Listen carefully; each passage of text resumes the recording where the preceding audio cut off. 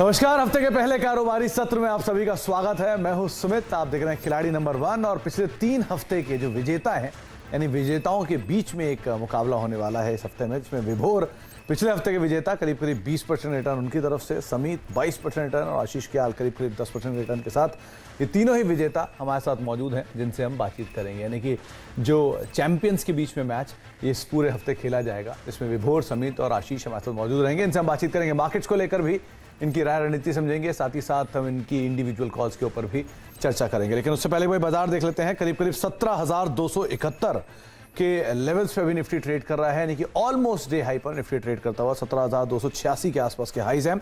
Mid cap small cap दोनों indices करीब 1.25% ऊपर कामकाज करते हुए दिखाई पड़ रहे हैं और साथ ही साथ निफ्टी बैंक भी ऑलमोस्ट 1.25% ऊपर ट्रेड करता हुआ दिखाई पड़ रहा है। निफ्टी बैंक में भी करीब आधा फीसदी, माफ कीजिएगा, बढ़त देखने को मिले। 227 अंकों का उछाल है निफ्टी बैंक के अंदर बना हुआ, लेकिन ज्यादा फर्म मूव जो है वो आपको मिड कैप स्मॉल कैप में दिखाई पड़ेगा। दोनों ही रफली 1.25% के आसपास की बढ़त के साथ डे हाई पर ट्रेड करते हुए दिखाई पड़ रहे हैं। अक्रॉस द बोर्ड बाइंग आपको दिखाई पड़ेगी आज ऑटो स्पेस में। ऑटो सेल्स के नंबर्स भी हैं और अच्छे नंबर्स का ट्रिगर इस पूरे स्पेस को तेजी में ले आया है। डे हाई के आसपास ऑटो इंडेक्स 2.5% का उछाल यहां देखने को मिल रहा है। उसके अलावा छोटे मझौले सेक्टर्स में एक बढ़िया मूव है, पेपर जैसे शेयरों की तेजी में है। बातचीत करेंगे हम तीनों ही खिलाड़ियों से, साथ ही साथ हमारे साथ दीपक फर्टिलाइजर की मैनेजमेंट भी मौजूद होगी। शैलेश मेहता साहब होंगे, उनसे हम चर्चा करेंगे कंपनी के नंबर्स को लेकर, रोबस्ट नंबर्स को लेकर। आधा 5% की तेजी के साथ ये शेयर अभी ट्रेड कर रहा है। आप तीनों को नमस्कार, स्वागत है कार्यक्रम में। सबसे पहले तो समीत, पहला सवाल आपसे ही होगा। मार्केट्स जोरदार तेजी में है और जो एक अनुमान लगाया जा रहा था कि 17,250 के ऊपर निफ्टी में स्ट्रेंथ और बढ़ सकती है, क्या हम मान के चलें तेजी और एक्सटेंड होगी, यहीं पर ही सेल ऑफ करेंगे आप ऊपरी लेवल पे? नहीं, देखिए, सेल ऑफ तो नहीं करना है definitely. Kindly excuse me, I have a throat infection, तो मेरा थोड़ा तो क्या हुआ एकदम आवाज यहाँ पे आवाज थोड़ा खराब है। So kindly excuse me for this. See, अगर नहीं, ये भी अच्छी लग रही है वैसे। Okay, thank you. अच्छा बताइए समित, मार्केट पे व्यू आपका। तो as far as direction is concern, direction तो काफी पॉजिटिव है और हमारे लिए मोर देन 17,250 16,800 का लेवल काफी इंपॉर्टेंट था, जिसके ऊपर हमने एक्सपायरी के दिन एक ब्रेकअवे गैप के साथ एक ब्रेकआउट दिया हुआ था और वहां से हम ये रैली स्ट्रॉन्ग एक्सटेंड होते देख रहे हैं। रनअवे गैप भी हमने फ्राइडे को देखा है और आज भी हम एक्सटेंशन देख रहे हैं। तो यस, हाई लेवल पे माइनर प्रॉफिट बुकिंग या कंसोलिडेशन होगा, बट ओवरऑल जो ट्रेंड है, अंडरटोन है, वो काफी स्ट्रांगली बुलिश है और कोई भी डेप अगर आती है तो वहां पे बाइंग अपॉर्चुनिटी देखनी चाहिए। तो यहाँ से हम अगर इमीडिएट कोई लेवल्स देख रहे हैं तो 17,350 17,480 ये निफ्टी के लिए हम लेवल्स देख रहे हैं और यहाँ तक मूव एक्सटेंड होगी, ग्रेजुअली मूव एक्सटेंड होगी और फिर प्रॉब्ली टाइम वाइज कंसोलिडेशन हो सकता है।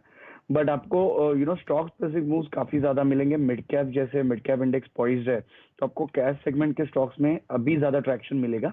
सो मोर देन हेवीवेट्स या एक फ्रंटलाइन स्टॉक्स, आपको ज्यादा फोकस अभी थोड़ा स्विच करना है कैश सेगमेंट के स्टॉक्स पे, जहां पे आपको परसेंटेज वाइज रिटर्न्स काफी ज्यादा मिल सकते हैं। बट हैविंग सेड दैट, कोई भी अगर डेप इंडेक्स स्पेसिफिक भी रहती है 17,000 16,900 950 के रेंज में, तो वहां पे आपको एक बाइंग अपॉर्चुनिटी देखनी। तो गिरावट में खरीदारी करें, कैश स्पेसिफिक स्टॉक्स के ऊपर आप नजर रखें, ये आपको रणनीति बता रहे हैं समीत। विभोर, आपकी रीडिंग क्या कहती है मार्केट्स पे? पहले भी आपने कहा कि हायर लेवल्स में बिकवाली करेंगे, लेकिन cash, mid cap, small cap पे आप काफी समय से बुलिश हैं, तो क्या करना चाहिए बाजार में? सुमित, जैसा कि उन्होंने बोला कि 16,800 का नो डाउट क्रूशियल लेवल था। ये एक ऐसा रेजिस्टेंस जोन था जो क्रॉस नहीं हो पा रहा था। अब ये क्रॉस हुआ और गैप अप के साथ क्रॉस हुआ, गैप सस्टेन कर रहा है। मार्केट में यहाँ पर एक बहुत छोटा सा गैप है जो है 17,450 के लेवल्स के आसपास। तो क्लियरली ये गैप फिल होता हुआ दिखाई दे रहा है और अगर नीचे की तरफ मार्केट आता भी है तो वो शॉर्ट टू मिड टर्म के लिए एक बिल्कुल अपॉर्चुनिटी होगा, क्योंकि यहाँ पर मार्केट को एक थोड़ा सा अगर कूल डाउन मिला भी तो वो परफेक्ट बाइंग अपॉर्चुनिटी रह सकता है। तो कोई भी गिरावट, खरीदारी यहां पर आप रणनीति के तौर पर उसमें भी देखेंगे, लेकिन बातचीत में इंडेक्स दिन के ऊपरी स्तरों पर वापस पहुंच चुका है। आशीष, आपकी रीडिंग निफ्टी बैंक को लेकर आज थोड़ी सी अंडर परफॉर्मेंस जरूर है, लेकिन front line index Nifty bank क्या करें इसमें? देखिए, ओवरऑल समित दी जो ट्रेंड है वो पॉजिटिव है और यहाँ पर अगर हम देखें तो काफी अच्छा मूव देखा गया है across the board. Nifty bank, mid cap, small cap, so participation across है। हाँ, ये रोटेशनल बाइंग है क्योंकि कभी कोई सेक्टर निकल रहा है और कभी कोई दूसरा सेक्टर, तो ये एक अच्छी साइन है, एक हेल्दी साइन है। तो यहाँ पर ओवरऑल बाइंग अप्रोच होगी, लेकिन बाय ऑन डिप्स की स्ट्रेटेजी होगी क्योंकि आवरली इंडिकेटर थोड़ा ओवरबॉट है, तो बाय ऑन डिप्स की स्ट्रेटेजी अपनानी होगी। ट्रेंड पॉजिटिव है निफ्टी बैंक पे भी। तो जो लेवल ऊपर में मैं देख रहा हूँ निफ्टी बैंक में, मेरे ख्याल से 38,000 का लेवल छूना चाहिए, और नीचे में जो सपोर्ट है 37,000। तो यहाँ से थोड़ी भी डिप मिलती है तो बाय करिए।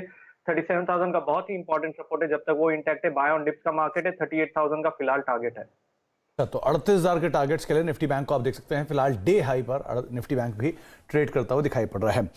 चलिए अब शुरुआत करते हैं कॉल्स की। समित, पहली 2 कॉल आपकी तरफ से कौन सी होंगी? देखिए यहाँ पे मैस्टेक हमें काफी अच्छा लग रहा है।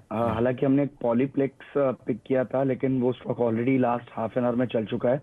2415 के आसपास हमने पिक किया था, बट अभी ऑलरेडी 2520 हो गया, तो हम उसको भी अवॉइड करेंगे। मैस्टेक यहाँ पे हम ऐड करेंगे, जिसमें स्टॉक ने अच्छे खासे करेक्शन से गुजरा था, बट एक रिसेंटली एक अच्छा बेस बिल्डिंग होने के बाद स्टॉक में आज अच्छा ट्रैक्शन हमें दिख रहा है। तो यहाँ से हमें मैस्टेक एक पोजिशनल टारगेट होंगे, नॉट नेसेसरी ये गेम के पॉइंट ऑफ व्यू से होंगे। जो टारगेट्स हम देंगे वो पोजिशनल टारगेट्स होंगे एज पर दी पैटर्न्स। तो यहाँ पे 2380 के टारगेट के लिए हम मैस्टेक बाय करने की सलाह देंगे, और 2080 का यहाँ पे स्टॉप लॉस होगा। ये हमारा फर्स्ट कॉल होगा। दूसरा जो बाय कॉल है वो ग्रेफाइट में रहेगा। HEG graphite generally in tandem move करते हैं, और HEG में एक अच्छा खासा ट्रैक्शन हमने ऑलरेडी देखा है। तो यहाँ से ग्रेफाइट से हमें कैचअप मूव दिखने की पॉसिबिलिटी लग रही है। 420 के स्टॉप लॉस से हम ग्रेफाइट बाय करने की सलाह देंगे, और 475 का इसका एक पोजिशनल टारगेट होगा। मास्टेक पहला नाम, 2380 रुपए के टारगेट्स के लिए आप पोजिशनली खरीदारी कर सकते हैं। 2080 का एक स्टॉप लॉस मेंटेन करेंगे। और ग्रेफाइट इंडिया 475 रुपए के टारगेट्स के लिए आप खरीदारी करेंगे। 420 रुपए का एक स्टॉप लॉस यहां पर मेंटेन कर सकते हैं। अगर मैं गलत नहीं हूं तो विभोर, आप लास्ट वीक शायद कार्बन ब्लैक को ट्रैक कर रहे थे, तो ग्रेफाइट उस समय शायद आपकी नजर उस पर पड़ी हुई होगी। खैर, आपकी तरफ से दोनों कॉल्स। सुमित, आज जो मैं स्टार्ट करूंगा, मेरा ओपनिंग रहेगा रैलिस इंडिया के साथ। रैलिस इंडिया ट्रेड कर रहा है अभी 215.4.5 के आसपास। फ्रॉम 5 to 7 डेज ये एक मोमेंटम ब्रेकआउट आया, फिर एक कंसोलिडेशन में गया। अब प्रोबेबली इस कंसोलिडेशन का वापस से ब्रेकआउट आएगा, ऊपर की तरफ एक गैप भी है, और प्रोबेबली यहाँ पर फ्लैग ब्रेकआउट या राउंड बॉटम कंप्लीट करेगा। जो लेवल्स मैं रखने वाला हूँ स्टॉक ट्रेड, अब यहाँ पे स्टॉप लॉस रहेगा 210 के आसपास, और टारगेट रहेगा 230 का। तो risk reward is highly favourable. तो 230 रुपए के टारगेट्स के लिए आप रैलिस इंडिया में दांव लगाएंगे। 210 का एक स्टॉप लॉस मेंटेन करेंगे। दूसरी कॉल आपकी तरफ से समीत, माफ कीजिएगा विभोर। दूसरी कॉल जो यहाँ पर मेरी तरफ से रहेगी वो रहेगी FDC लिमिटेड। FDC लिमिटेड में भी सेम हो रहा है, स्टॉक ट्रेड कर रहा है यहाँ पर 257 के आसपास। Back to back from 5 to 10 days और इवन फर्दर स्टॉक कंसोलिडेशन में गया है। काइंड ऑफ एक न्यूज वेटेड बोल सकते हो, या रिजल्ट प्रोजेक्शन अच्छा हो सकता है। कप एंड हैंडल पैटर्न भी बना रहा है। पहला टारगेट तो कप एंड हैंडल पैटर्न पे ही रहेगा, सेकंड ब्रेकआउट पे रहेगा। जल्दी से लेवल्स की बात करें तो स्टॉक ट्रेड स्टॉप लॉस जो मेरा रहेगा यहाँ पर वो रहेगा 248 का, और टारगेट जो मैं यहाँ रखूंगा वो रहेगा 290 का। 290 का टारगेट, 248 का स्टॉप लॉस, और FDC दूसरा नाम है जो कि डे हाई पर ट्रेड कर रहा है। करीब करीब 1.5% की बढ़त देखने को मिल रही है। यहां पर आप 290 के टारगेट्स के लिए खरीदारी कर सकते हैं। ये विभोर की तरफ से दूसरी कॉल है। पहली रैलिस इंडिया 230 रुपए के टारगेट्स के लिए आप दाम लगाएंगे। 210 का एक स्टॉप लॉस यहां पर आप मेंटेन कर सकते हैं। ये विभोर ने आपको 2 कॉल दी है। आशीष, आपकी तरफ से 2 कॉल्स। देखिए, जो पहली कॉल है मेरी तरफ से वो है वेल्सपन कॉर्प में। यहाँ पे काफी अच्छा खासा मूव देखा गया, एक मोमेंटम बना था पिछले दिन में और आज ही कैरी फॉरवर्ड होता हुआ नजर आ रहा है। 230 का जो लेवल था और रेजिस्टेंस लेवल वो ब्रेकआउट किया है, और यहाँ पर गुंजाइश है कि थर्ड वेव की शुरुआत हो। तो बहुत काफी स्ट्रॉन्ग ब्रेकआउट ये स्टॉक पे नजर आ रहा है। तो ये वेल्सपन कॉर्प पे बाय की राय होगी। स्टॉप लॉस लगाना होगा आपको 226 का, और टारगेट है 255 का। और दूसरा जो कॉल होगा वो है गोदरेज एग्रोवेट में। यहाँ पे काफी समय के कंसोलिडेशन के बाद में एक ब्रेकआउट आने की गुंजाइश है। काफी स्ट्रॉन्ग ब्रेकआउट आ सकता है, मोमेंटम अच्छा बन सकता है। ओवरऑल अगर आप देखें तो यहाँ पर एक रिस्क रिवॉर्ड भी काफी बेहतर बैठता है। तो गोदरेज एग्रोवेट में बाय की राय होगी। स्टॉप लॉस होगा 498 का, टारगेट है 565। गोदरेज एग्रोवेट, जहां पे नंबर्स भी आए थे और नंबर्स का इंपैक्ट शुरुआती कारोबार में करीब करीब लाल निशान में, लेकिन उसके बाद अब 1.5% ऊपर ये ट्रेड करता दिखाई पड़ रहा है। दूसरा नाम है वेल्सपन कॉर्प। 255 रुपए के टारगेट्स के लिए आप दांव लगा सकते हैं। 226 का एक स्टॉप लॉस यहां पर मेंटेन करेंगे, और गोदरेज एग्रोवेट में 555 रुपए के टारगेट्स के लिए आप खरीदारी कर सकते हैं। तो तीनों ही खिलाड़ियों की तरफ से 2 कॉल्स दी जा चुकी हैं। एक कॉल और है जिसमें हम बातचीत करेंगे, लेकिन उससे पहले बातचीत कर लेते हैं नंबर्स पर। नंबर्स आए हैं दीपक फर्टिलाइजर के, और शानदार नंबर्स के ऊपर बातचीत करने के लिए कंपनी की CMD शैलेश मेहता हमारे साथ मौजूद भी हैं। मेहता सर नमस्कार, स्वागत है कार्यक्रम में। सबसे पहले तो बहुत बहुत शुभकामनाएं। शानदार नंबर कंपनी ने पोस्ट किए हैं सीक्वेंशली भी और वाई बेसिस पर भी। ऑब्वियसली केमिकल प्राइसेस का एक बढ़िया इंपैक्ट भी आता हुआ दिखाई पड़ा है। तो मैं पहले तो इन नंबर्स का ही अगर डाइसेक्शन पूछूं तो अलग अलग सेगमेंट, सब सेगमेंट कैसी ग्रोथ रही, क्या की हाईलाइट रही इस क्वार्टर के? जरूर। तो एट द आउटसेट अगर बता दूं आपको, तो इस क्वार्टर में भी cross 3000 crore of the top line और 59% जंप रहा है पिछले साल क्वार्टर के हिसाब से। और प्रॉफिट में 233% जंप लेके आए हम in comparison to the quarter last year. तो 87% कंट्रीब्यूशन रहा है केमिकल बिजनेस से। इसमें एनालाइज करें कि फंडामेंटल में क्या व्हाट इज हेल्प, तो 3 ट्रिगर है। एक तो यह है कि जो हमारी तीनों बिजनेसेस की अलाइनमेंट है जो इंडिया ग्रोथ स्टोरी से, वो बड़ी अच्छी है। जैसे कि कोल, इंफ्रास्ट्रक्चर, मिनरल्स, मेटल्स और जो केमिकल में चाइना +1 की जो शिफ्ट आ रही है स्पेशलिटी केमिकल्स में, तो ये सब मिला के it has help our chemical sector. तो बड़ा अच्छा सा टेलविंड पॉजिटिव प्रेशर आया है। दूसरी चीज ये है कि जो हमने मेहनत की थी ऑपरेशनल एफिशिएंसी लाने में और जो सप्लाई चेन मैनेजमेंट जो हमने अच्छी मेहनत की थी, उसकी सबकी ये रिजल्ट्स आ रहे हैं। So that is also fundamentally giving us a good trend. मगर तीसरी तो सबसे अच्छी उम्दा चीज रही है कि हमने एक मैनेजमेंट स्ट्रेटेजी चेंज की थी from a commodity orientation to a holistic solution speciality chemicals की तरफ।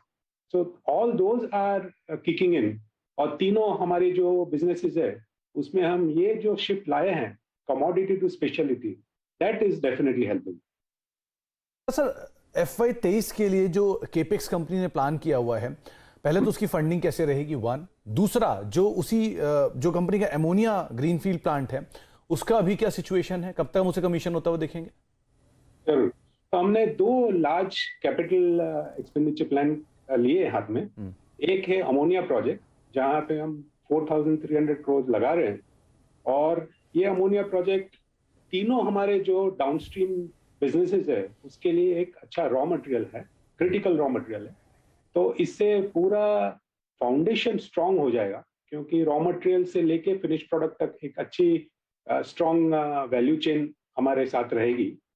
और अमोनिया प्रोजेक्ट में हम करीबन 25,000 करोड़ का आत्मनिर्भर इंपोर्ट सब्स्टिट्यूशन आने वाले 10 साल में करेंगे, और कार्बन फुटप्रिंट को भी हम अच्छी पॉजिटिव तरीके से कम करेंगे। तो ये इसकी कैपेसिटी रहेगी 500,000 टन। और जो दूसरा प्रोजेक्ट है टेक्निकल अमोनियम नाइट्रेट, जो बेस्ड है इंडिया ग्रोथ स्टोरी में जो कोल, लाइमस्टोन, सीमेंट, इंफ्रास्ट्रक्चर की जरूरत है उसी के ऊपर।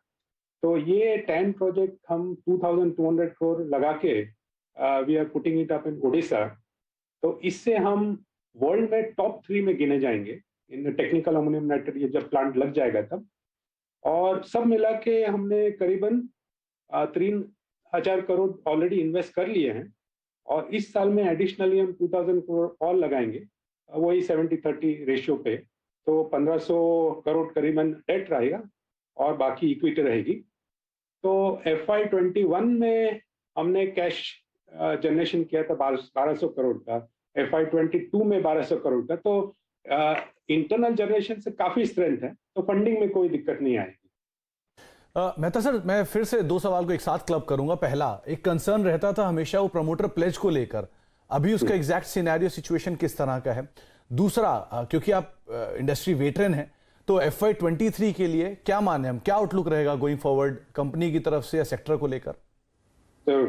तो क्या हुआ था कि जो प्रमोटर प्लेज था वो आज के दिन लेस देन 7% है, और उसमें एक कैटेगरी थी नॉन डिस्पोजल, NDU।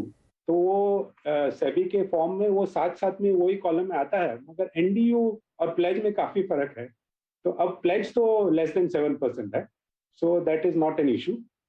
अब आने वाले जो समय में वैसे सब प्राइसेस थोड़े थोड़े कम हो जाएंगे, फिनिश प्रोडक्ट के भी कम होंगे और रॉ मटेरियल के भी कम होंगे।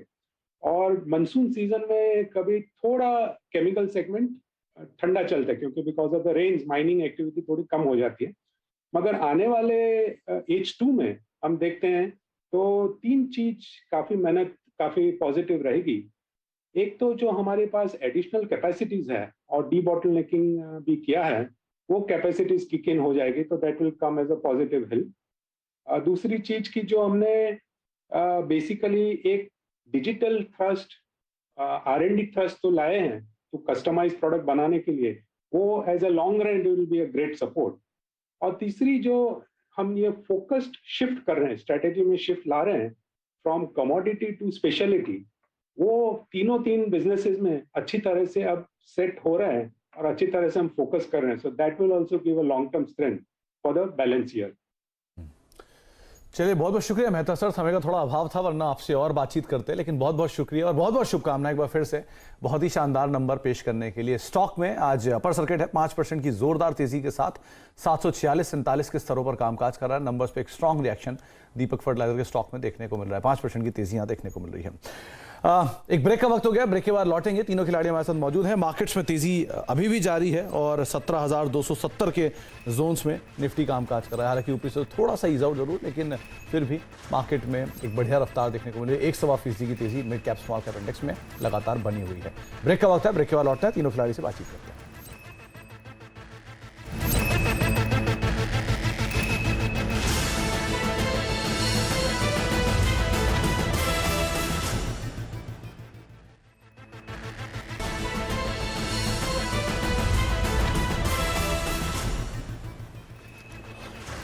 अब देख रहे हैं खिलाड़ी नंबर 1। मार्केट्स में अभी भी तेजी जारी है और अक्रॉस द बोर्ड रादर ये बाइंग जो है मार्केट्स में देखने को मिल रही है। निफ्टी बैंक भी अब करीब 0.5% ऊपर ट्रेड कर रहा है, 240 अंकों की बढ़त वहां पर भी देखने को मिल रही है। 3 खिलाड़ी मौजूद हैं हमारे साथ, समित हैं, आशीष कयाल हैं और विभोर हैं, जिनसे हम बातचीत कर रहे हैं। तीनों की तरफ से 2-2 कॉल्स आपको अब तक मिल चुकी हैं। अच्छा समित, आपकी तरफ से अगली कॉल कौन सी होगी? देखिए सुमित, केमिकल स्टॉक्स में हमने लास्ट एक आध हफ्ते में काफी अच्छा बज़ देखा है। बालाजी अमाइंस यहाँ पे हमें अच्छा लग रहा है। In fact last to last week same show में ही हमने ये रिकमेंड किया था जब ये 3100 के आसपास था। वहां से ऑलरेडी एक स्ट्रॉन्ग मूव दी है, series of higher highs higher lows, और आज इसने वापस उसका एक ब्रेकआउट, मल्टी मंथ ब्रेकआउट यहाँ पे कंफर्म किया है। तो Balaji amines with a positional view हमें लगता है कि 3800 का इमीडिएट लेवल्स वो टेस्ट कर सकता है। 3420 के स्टॉप लॉस से बालाजी अमाइंस बाय करने की हम सलाह देंगे। 3420 का स्टॉप लॉस, 3800 तक के जो जोन्स हैं वो शायद आते हुए दिखाई पड़े। आप बालाजी अमाइन पर नजर रखें, डे हाई पे ट्रेड कर रहा है। आशीष, आपकी तरफ से तीसरी कॉल? देखिए, तीसरी कॉल जो है वो है CDSL पे बाय की राय होगी। काफी समय से स्टॉक कंसोलिडेशन कर रहा है और यहाँ से एक पॉजिटिव ब्रेकआउट आ सकता है, वॉल्यूम पिकअप हो रहे हैं। तो जो अगर ब्रेकआउट आएगा तो बहुत अच्छा टारगेट ऊपर में निकल कर आएगा और यहाँ पर बाय की राय होगी। CDSL में स्टॉप लॉस लगाना होगा 1100 का, टारगेट है 1245 का। 1100 का स्टॉप लॉस, 1245 के टारगेट्स के लिए आप CDSL पे दांव लगाएंगे। 1132 ये मौजूदा स्तर यहां पर देखने को मिल रहा है। आशीष का मानना है कि इस कंसोलिडेशन के बाद शायद तेजी देखने को मिल सकती है। विभोर, आपकी तरफ से तीसरी कॉल? मेरी तरफ से जो तीसरी कॉल रहेगी वो रहेगी IRB इंफ्रास्ट्रक्चर। स्टॉक ट्रेड कर रहा है 216 पे। यहाँ पर अब 2 चीज है, पहला ऊपर की तरफ एक गैप है, प्लस दूसरी चीज 13 जून के बाद से ये लेवल क्रॉस नहीं हो पा रहा और अब यहाँ पे वोलेटिलिटी कंप्रेशन हो रहा है। तो प्रोबेबली स्टॉक ऑलमोस्ट 7-8 पॉइंट की रेंज में ही घूम रहा है। प्रोबेबली किसी न्यूज का वेट हो रहा है, रिजल्ट का वेट हो रहा है या कुछ अच्छे कमेंट्री आए तो वो स्टॉक को ड्राइव कर सकती है and that can be with a favourable risk reward. Stock का स्टॉप लॉस जो मैं यहाँ रखूंगा वो रहेगा 212 का और जो पहला टारगेट रहेगा 230 का। अच्छा, 230 के टारगेट्स के लिए आप दांव लगाएंगे। 212 रुपए का स्टॉप लॉस यहाँ पे मेंटेन कर सकते हैं। 216 ये स्टॉक का मौजूदा स्तर देखने को मिला। IRB इंफ्रा का दांव लगा सकते हैं। अच्छा, तीनों ही खिलाड़ियों की तरफ से 3-3 कॉल्स आ चुकी हैं। एक एक करके तीनों ही खिलाड़ियों का जो पोर्टफोलियो है वो आपकी स्क्रीन पर आता हुआ दिखाई पड़ेगा। विभोर का पोर्टफोलियो रैलिस इंडिया, उन्होंने 230 रुपए के टारगेट्स के लिए चुना है। 210 का स्टॉप लॉस लगाने की राय उनकी तरफ से आ रही है। FDC दूसरा नाम है, करीब 290 रुपए के टारगेट्स के लिए आप दांव लगाएंगे। 248 का स्टॉप लॉस, 262-63 का मौजूदा स्तर। IRB इंफ्रा 216 रुपए का मौजूदा स्तर, 230 रुपए के टारगेट्स के लिए आप खरीदारी कर सकते हैं यहां पर विभोर की तरफ से। कंट्रीब्यूशन वाइज रैलिस 1% का कंट्रीब्यूशन दे रहा है, एफडीसी 2% का कंट्रीब्यूशन दे रहा है और आईआरबी इंफ्रा करीब 0.5% का कंट्रीब्यूशन यहां से आता हुआ दिखाई पड़ रहा है। समित की तरफ से मास्टेक को उन्होंने शामिल किया है 2380 रुपए के टारगेट्स के लिए 2080 का एक स्टॉप लॉस। ग्रेफाइट इंडिया 475 रुपए के टारगेट्स के लिए आप दाम लगा सकते हैं 420 रुपए का एक स्टॉप लॉस। और बालाजी अमाइन करीब 3800 रुपए के टारगेट्स के लिए आप खरीदारी कर सकते हैं 3420 का एक स्टॉप लॉस मेंटेन कर सकते हैं। कंट्रीब्यूशन वाइज बालाजी अमाइन करीब flat to positive, graphite India 0.5% का पॉजिटिव कंट्रीब्यूशन और Mastek more or less flat to negative side पर कंट्रीब्यूशन दे रहा है। आशीष ने वेल्सपन कॉर्प को शामिल किया पोर्टफोलियो में 255 रुपए के टारगेट्स के लिए 226 का स्टॉप लॉस। गोदरेज एग्रोवेट 555 रुपए के टारगेट्स के लिए खरीदारी की राय 490 का स्टॉप लॉस और सीडीएसएल 1245 रुपए के टारगेट्स के लिए खरीदारी की राय यहां पर आपको दी जा रही है। इसके अलावा कंट्रीब्यूशन वाइज सीडीएसएल करीब 1.25% का कंट्रीब्यूशन दे रहा है, गोदरेज एग्रोवेट करीब 1/4% का कंट्रीब्यूशन और वेल्सपन कॉर्प रफली 1/4% कंट्रीब्यूशन यहां पे आता हुआ दिखाई पड़ रहा है। तीनों खिलाड़ियों का रिटर्न आपकी स्क्रीन पर विभोर लीड कर रहे हैं 3% के पॉजिटिव रिटर्न के साथ, समीत फ्लैट टू पॉजिटिव और आशीष कयाल करीब 0.5% रिटर्न उनके पोर्टफोलियो में भी आता हुआ दिखाई पड़ रहा है। आप तीनों का बहुत बहुत शुक्रिया हमारे साथ मौजूद रहने के लिए और इंडिविजुअल कॉल्स बताने के लिए, बाजार पर अपनी रणनीति रखने के लिए। हफ्ते का पहला सत्र है, धीरे धीरे ये जो कॉल्स हैं ये पिकअप होते हुए दिखाई पड़ेंगे, लेकिन 6 कॉल और 6 की 6 मिड कैप स्मॉल कैप से और 6 की 6 तेजी की तरफ के कॉल्स आपको दी जा रही है। रिटर्न एक बार फिर से आपकी स्क्रीन पर आएगा, थोड़ा सा अपडेट आता हुआ दिखाई पड़ रहा है। आशीष का रिटर्न थोड़ा बड़ा है, 1.5% के आसपास का पॉजिटिव रिटर्न, समीत 0.5% ऊपर और विभोर 3.5% के पॉजिटिव रिटर्न के साथ अभी कामकाज करते हुए दिखाई पड़ रहे हैं। इसी नोट के साथ अब खिलाड़ी नंबर 1 को ही समेटेंगे। एक ब्रेक का वक्त हो गया और ब्रेक के उस पार कमोडिटीज मार्केट का।